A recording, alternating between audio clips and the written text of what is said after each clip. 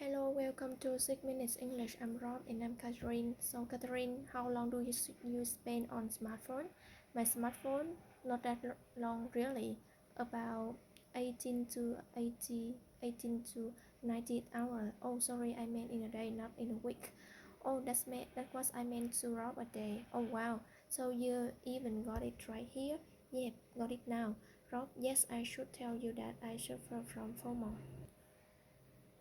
FOMO, fears of missing out. Something cool or interesting may be happening somewhere. Rob, and I wanted to be sure I catch it. And I have to keep checking my phone to make sure, I don't miss out on anything. So we call you a flipper. Hello, I said, you are a flipper? Someone who ignores other people because you'd rather look at your phone. Oh yeah, that's right.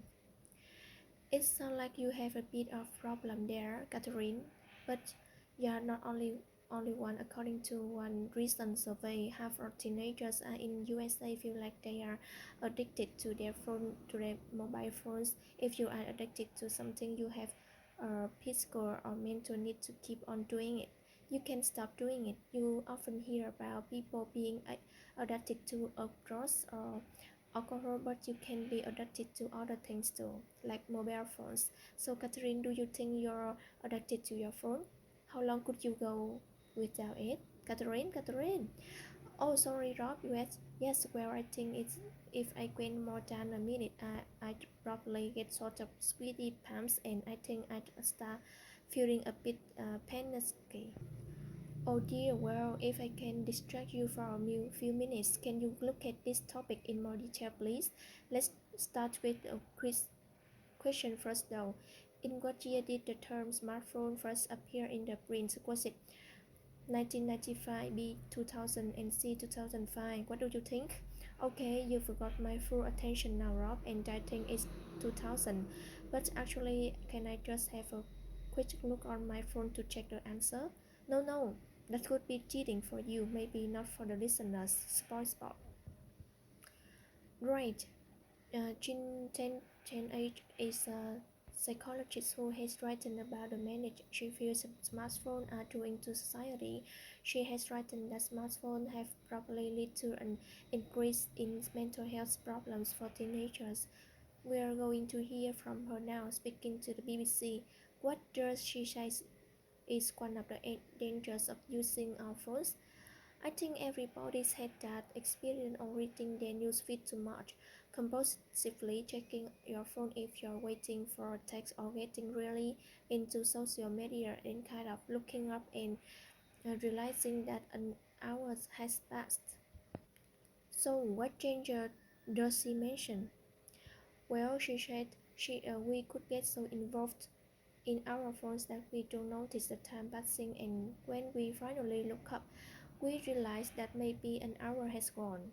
And I must say, I find that to be true for me, especially when I'm watching videos online. They put you in with more and more videos, and I have spent hours just getting lost in video after video. Well, that's not a problem.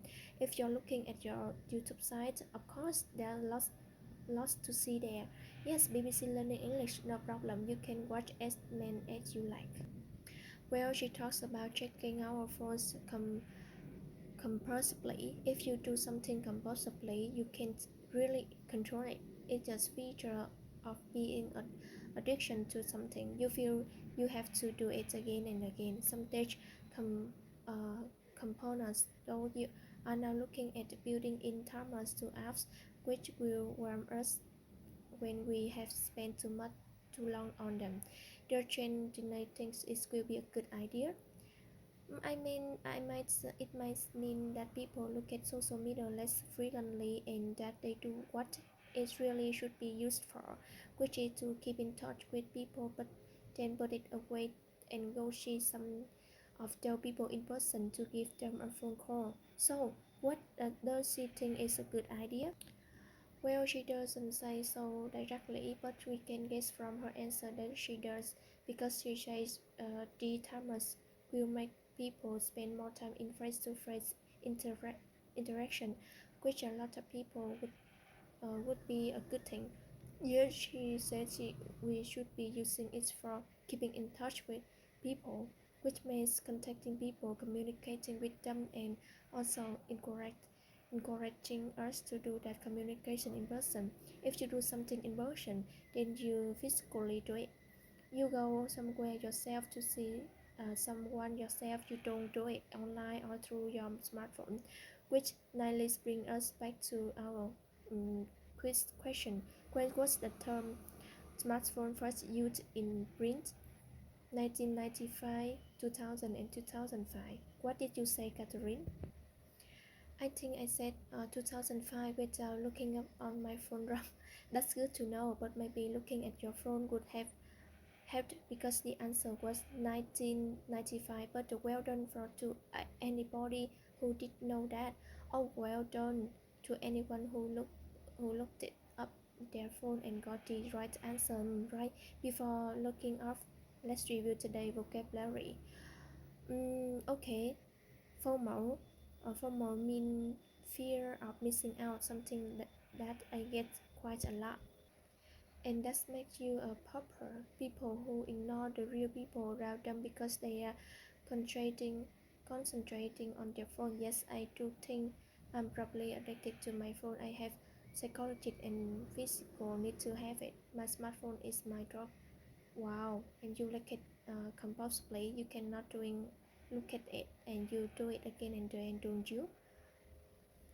Exactly true, Rob. To keep in touch with someone is to contact them and share your news regularly.